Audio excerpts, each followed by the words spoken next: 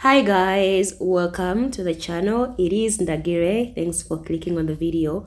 So today's video, this is something a lot of people have been tagging me in.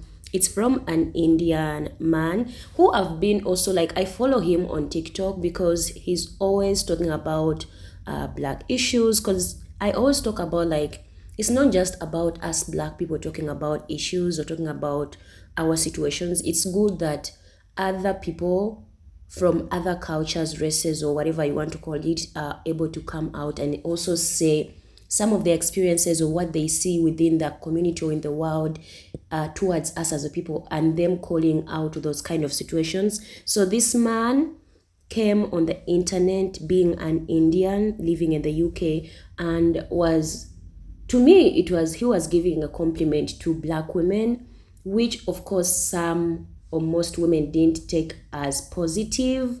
And I don't know, maybe because we come from different settings, me being from the African concept, and then other specific black women coming from the outside world where it's more, I would say, horrific for them as black women. But yeah guys, listen to what he had to say and what other women, black women, had to say about what he said.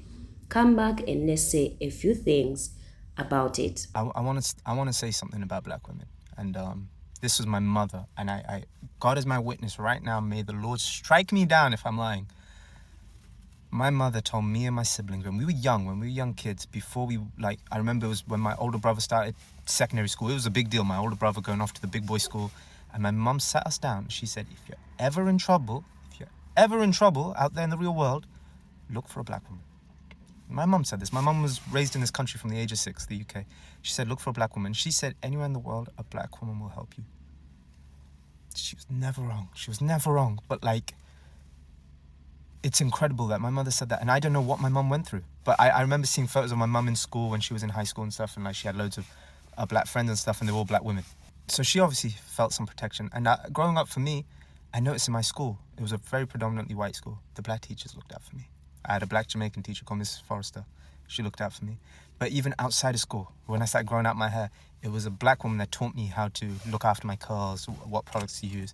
It's black women that built me up on this platform and got me to where I am. I have to give credit to where credit is due. It was women in general, but black women specifically, who boosted me and told me how pretty I was and how great I was. But I am trying to make a point here, and it's that black women get treated the worst. The worst. Malcolm X said this. He goes, unfortunately, they are treated the worst. By the medical field, by the education field, by the police, by everything. Yet they're the ones that give the most love. It hurts my heart when I think of those things, because I'll tell you right now, it wasn't that long ago, my friend Jordan, who I love and boast about, Jordan's got these, Jordan's family is just... When I was homeless and Jordan introduced me to his family, they treated me like I was one of them. They didn't even care. They were just they treat me like family. It didn't feel awkward. You know when you go over to someone's house and you just sat in the corner for a bit? It didn't feel like that. And I know not all black people are the same. Obviously, I know that. But there's one thing that black people universally have, and that is that beautiful smile and beautiful love that they just give out. And we don't give credit where credit is due. We really don't. Yeah. And thank you to a specific thank you to the Jamaican community, because there was this Jamaican woman who helped my grandmother, and that's a different story. And just black women in general, thank you for everything you've done for me, for everything you've done for my family, and for everything you've done for our people. My people wouldn't have survived in the UK if it weren't for black people standing up for us, coming to the protest for us, protesting with the bus rallies for us. Yeah, I know my history. It's hard not to get annoyed when non-black people talk about how black women will save them, but it gets even more annoying when you hear that from non-black people of color, because a couple of thoughts cross my mind. One, where did you learn that from? I mean, I know where you learned it from, but why did you accept it so easily? And two, why do you feel more reliant on us than the people in your own community? I think they think it's a compliment to say, black women will save us. Black women are the most powerful beings in the world. They're superhuman. And it's like, no, we are human just like you. We are not any more or less capable of getting things done than you are. It's just that you were taught that whatever you don't want to do, we will do it. And I don't like that. That's actually not cool. I'm not saying that you can't engage with us, but I am saying, what makes you think that we're superhuman and can solve problems that you can't solve yourself. It's like, do you ever stop to consider that maybe we don't want to help you? If we say no, if we say we actually don't want to, or we don't have the emotional bandwidth, or we just frankly don't give a shit, then we're the bad guys and people call us everything but a child of God. Have you ever considered the fact that we are basically forced to overperform, because if we don't overperform, we'll be seen as lazy or bitchy or inconsiderate or selfish? This shows up in a lot of different areas of life. If you think about how many Black women feel the need to over excel in academics and in the workplace, and a lot of times they don't really get recognition for that, it's because we're expected to do like twice the amount of work for just basic human recognition. The most frustrating thing about it as a Black woman, though, is that I genuinely do like helping people. I like being kind to people, but I often have to question, like, do I genuinely like helping people? Do I like being kind to people, or was I just conditioned to be that way? Because as a Black woman, if I act human, if I have bad days, if I say I don't want to help you, I'll be painted as a villain. I don't particularly like feeling that way, that a trait that I have, ambition, kindness, empathy, that these are things that are just kind of not really appreciated in me as a person because they're expected of me as a Black woman. Like, yeah, of course this Black woman is going to work like more than she should. She's Black. That's what Black women do. Unless they don't, then they're lazy welfare queens. The video circulating of an Asian man talking about if you're in trouble, go to a Black woman. I'm here to tell you why you shouldn't do that. Black women in general, we've been adultified from very, very young. There were 5-6-year-old Black girls that are already being expected to look after their siblings. The whole of our lives we have been adultified in every way possible. So the last thing you need to do is, when we finally have a chance to rest and relax, and we finally know how to say no to certain things, we finally know when someone's taking the out of us, last thing you need to do is now start alerting human beings on the street that if they're in trouble to look for a Black woman. Don't do that. Because I feel like we can't rest as Black women. Black women are lovely by nature. We're caring, we're nurturing, but a lot of that care and that nurturing come from the fact that we've been adultified. So we naturally feel like we have to take charge. We naturally feel like we have to make people feel better. We naturally feel like we have to look after people. But what you're doing in spreading that message is now you're bringing the adultification that we suffered with as children into adulthood. I'm not the one to look for when you're in trouble. I'm so sorry. I'll help as best as I can, but look for anybody. I feel like people don't understand. When a Black woman makes a video and says, oh, don't look for me, everyone's like, oh, she's mean, she's aggressive. No. You don't understand that's a dangerous message that you're spreading. We're not your saviors. We've got our own lives, we've got our own things to do, and we've already spent so much of our lives. I was speaking to a woman yesterday talking about how she got 5 brothers. She's the youngest. She's everybody's mum. So when I make videos about, oh, my mum's telling me one thing and telling my brother another thing, it's not a joke. There's so many things that come from a Black woman or a Black girl being adultified, right? Obviously a Black woman can't be adultified, but if there's another word, somebody give it to me. But there's just too much pressure on Black women to be somebody's savior, to change somebody in this sense. No, sorry, do it yourself. And that's women in general, right? But this video was talking about Black women, so I'm talking about Black women. Black girls are adultified like crazy. So when we get to 19, 20, and we finally can say, oh, I can't lie, I'm not doing that. And it usually isn't even 19, 20. Sometimes it's even, I only learned to say no at 26, right? Don't then start telling strangers on the road to look for me when they're in trouble. I've just learned to rest. Recently, a South Asian man from the UK came on here and he said that his mom told him that anywhere he's in the world, if he needs help, find a Black woman. And there are hundreds of women who took it as a compliment, rightfully so, because that's their right. And they're being called mammies and whatnot by another demographic of Black women. And while that is their right not to feel that it's a compliment because of their lived experience and their relationship with their Blackness and how they exist within their society, I'm not here to undermine that. But I'm here to speak to the women who are being called mammies. You're not wrong for taking it as a compliment, because not all of us have the same lived experience. Not all of us grew up in oppressive societies. Not all of us see helping as a burden, right? I can speak for myself. Growing up in the Caribbean, growing up as a Dominican woman, there's never been a time where my kindness was gendered, where kindness is gendered, where help is gendered. The men help just as much as the women. There's not this overwhelming burden on the women to be good people. You know, I've never not felt supported by the men in my society. I've never not felt protected by the men in my society. I can depend on the protection of the men in my society. There are many times where I've seen certain things happen. I'm like, West Indian men would never just stand by and let this happen. Those of us who did not grow up in individualistic societies, we don't see help as a burden. We don't keep a tally. We don't see it as something transactional, because it's not just us doing it. It's the society doing it. So I help you, you help me. It's just part of being a good neighbor. It's part of being a good person. And we are allowed to have that attitude towards helping, because 9 times out of 10, when we look around, we're helped every single day.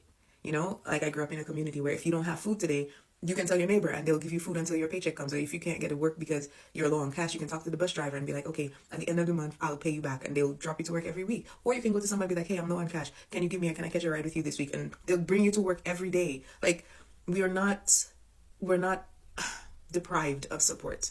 So therefore, the idea of depriving other people of support is kind of weird to us. So you don't have to feel bad because you took what he said as a compliment. Okay? The women who aren't taking it as a compliment is because there's imbalance in their lived experience, not through any fault of their own, just because they live in an oppressive society. They have not been helped. They have not been supported. They have not been given what we have. So therefore, they can't take these things as a compliment the way that we do. So while I will not discredit their experience, because it's very real and it's very hard to watch, and I wish they had a different reality, but we shouldn't be made to feel bad because of ours and our responses, because we're able to hear these words differently. It's hitting our spirit differently. I'm not saying that there aren't any, issues and nuances within our society, but as a whole, historically, we don't exist in a space where we are not also given help and support. To my sisters who saw that as a compliment, hats off to you. Don't feel bad. Being kind feels good to me. Being unkind makes me sick because it's not me. And nobody and nothing, not history, not anything will cause me to not be me. And don't let anybody bully you into thinking it's cool to be unkind when that's what you want to be. It's not that I'm upset with Mustafa's mother for making the observation that she made about black women and how protective they are, because it's an observation that she's made probably throughout her life, that she felt so comfortable entrusting the safety of her children in the hands of unknown black women more than anybody else. And that alone represents a positive recognition, a wonderful one even, because a mother, the biggest protector of her child, is willing to entrust his safety, their safety, in the hands of black women strangers more than anyone else. And that's wonderful. And this recognition could have came from perhaps her observation of black women as being more motherly, more caring, more sensitive or sensible, even more protective, more defensive, more nurturing.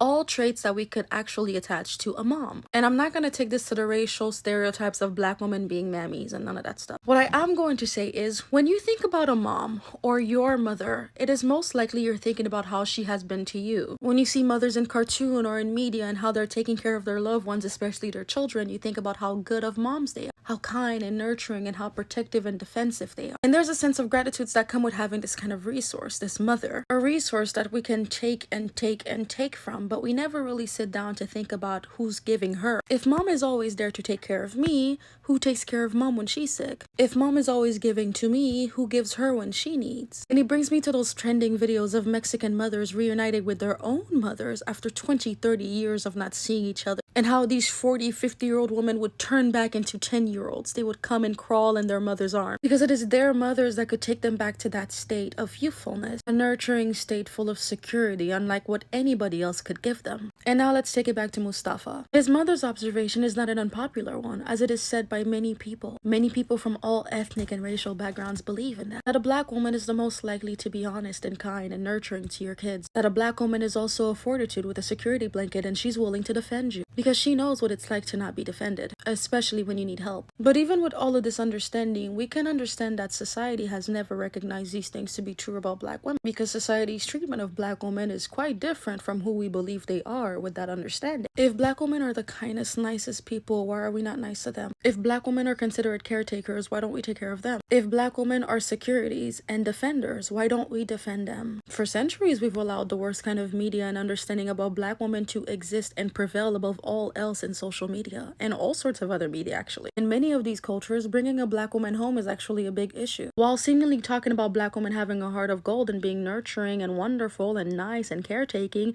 we seem to describe them as bitter, ugly, and ruthless most of the time we talk about them. And I know I'm a black woman, but I'm talking from society's standpoint. As a society, we are extremely mean to black women. As individuals, we can be extremely mean and inconsiderate to black women. We don't give them the benefit of the doubt. And yet, despite all of that, many people share Mustafa's mother's belief, and that's not fair. So it's not that I disagree with what his mother said, because it is true. And when I have my little one, I will tell them the same thing. But it's not all too positive of a recognition when you understand that we're being used. It's quite almost a parasitic relationship. Because for a lot of black women, most, if not all of the care that they provide to the world is not sent back to them. It's never reciprocated. And because black women know that, most black women know that and understand that, they turn to each other for comfort. They turn into each other other for support. And while sisterhood is great, it's wonderful, it's blissful even, one of the principles of this sisterhood exists on the isolation that society has rendered us in. And I think that's why you'll see so many black women make angry videos, how they're no longer supporting this kind of stereotype. They're protecting their peace because they're drained.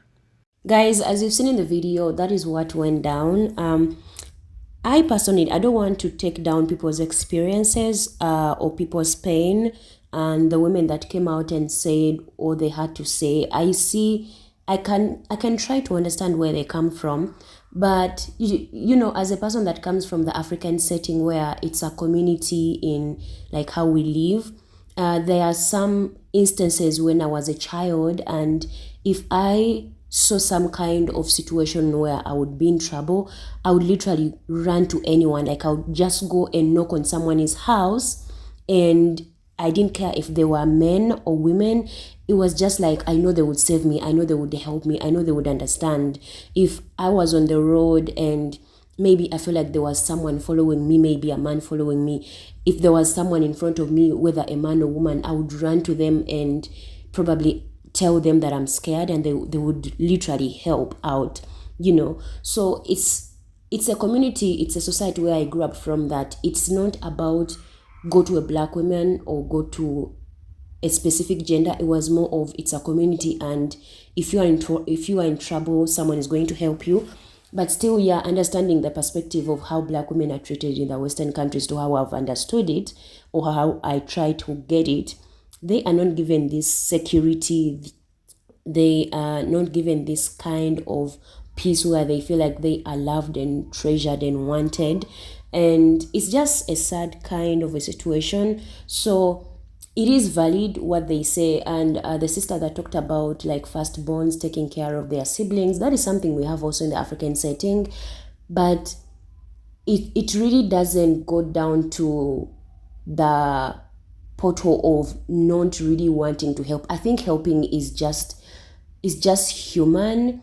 Yes, other groups of people saying that, like this man was saying his mom told him if he was ever in trouble, he should look for a black woman. These people from other races, they know that we are very loving people, not just like women, black women. It's just like in general, black people are these kind people, loving people. Like, guys, if you come, let's say, to my country, men and women will treat you like with love. They will welcome you. They would really put in effort to understand where you're coming from, what you want help with. It's just who we are. It's just how God really made us, and these people know that we are that loving.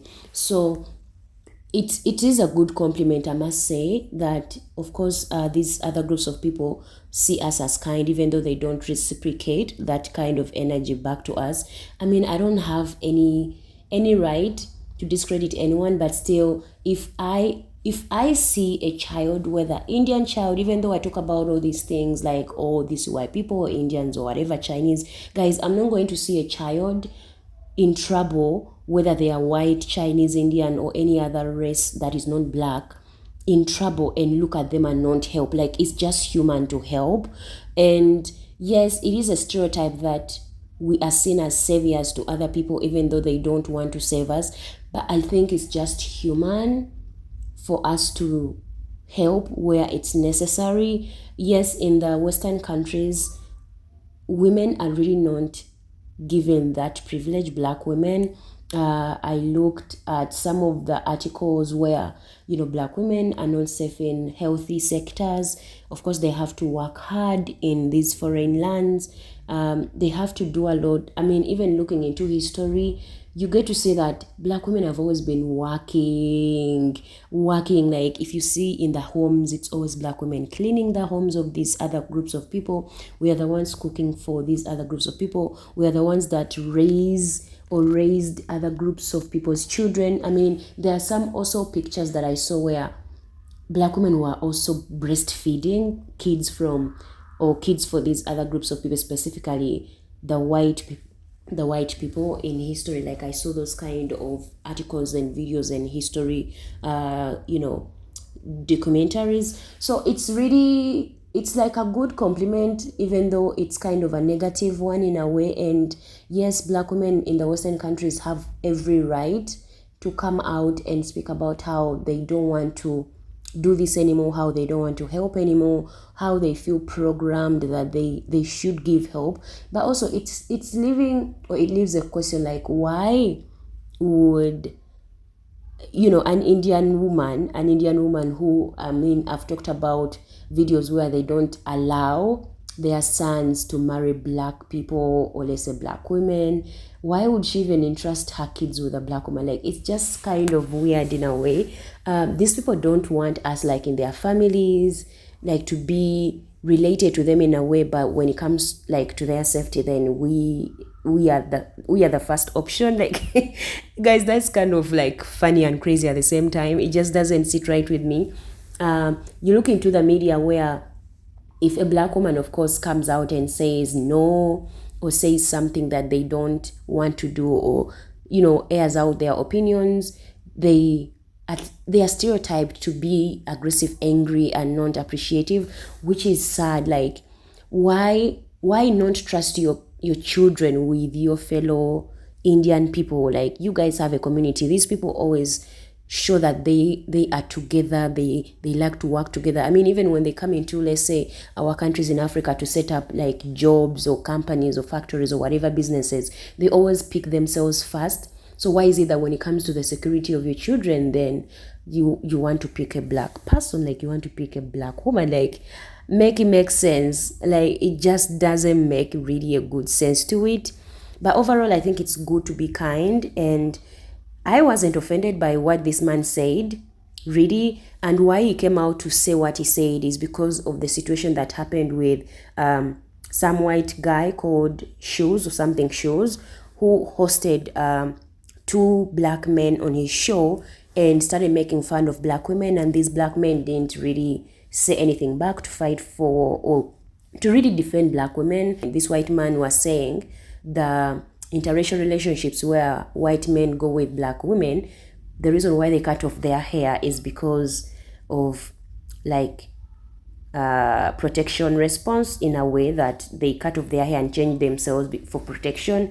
It was kind of also stereotyping that black women are aggressive, that these men have to change themselves to look tough and, you know, look like, yeah, tough, if that's the right way to put it. And these black men really just laughed and didn't fight or didn't even say anything back. And also, it brings us back to, no one is going to respect a black woman until black men start respecting black women. Because if you look into these other groups of people, white men will always stand with their white women, Asian men will always stand with their Asian women, Hispanic, Russian, Arab men will always stand with their women. It's only what I've realized that in our community, I'm not just trying to say that we are all bad, but I would say black men, in a way, in general, in Africa, outside Africa still, they have not put up a standard that if a black woman is insulted, they come out to defend that black woman. Until that comes from the men, guys, the setting of the world is a man has to protect a woman. It's kind of missing within the black community. Like, you're going to see a lot of videos where black men get on microphones, get on the internet and say the most crazy, ridiculous BS, really, kind of statements towards black women. And it's just sad to hear. It's just sad to see. So if I as a person find it offensive as an African woman, as a black woman still, why would we expect other races of people to respect black women if it's not coming from our men specifically to fight for us and really put a stand to really show that black women need to be respected? Why would we expect other groups of men or women or other groups of people to see us as, you know, worth anything? Overall, I just appreciate really coming across videos where these other groups of people are able to come out and really say, at least give their experiences, like, okay, black people have been helping me, they've helped me do this, they've really helped me in this and this and that. And that is what I feel good with. Like, it makes me feel good. And I just appreciate that at least there's people that appreciate what we are as people, what we are as women, as African women, black women. It just makes me feel good. And he also came out and apologized because people were calling him out and yeah, he had to come out and still apologize, which I don't think he had to, because it is his experience and he lived the experience of black people helping him. So I don't know why we are so sensitive that even when someone comes out and says the experience that was good, then we still have to attack them. Like, what do we even really want at some point? We want other people to recognize the situations that are going through in the world towards us, but then even when they come out, then we are still pissed, and then we are angry, and then we attack them. Like, it just doesn't seem right, you know, with me, if you get what I mean. But yeah, guys, that is it for me in the video. Let me know what you think about this. Yeah, thanks for watching. Don't forget to like, subscribe, hit the notification bell. I'm always posting. I will see you in the next video. Bye.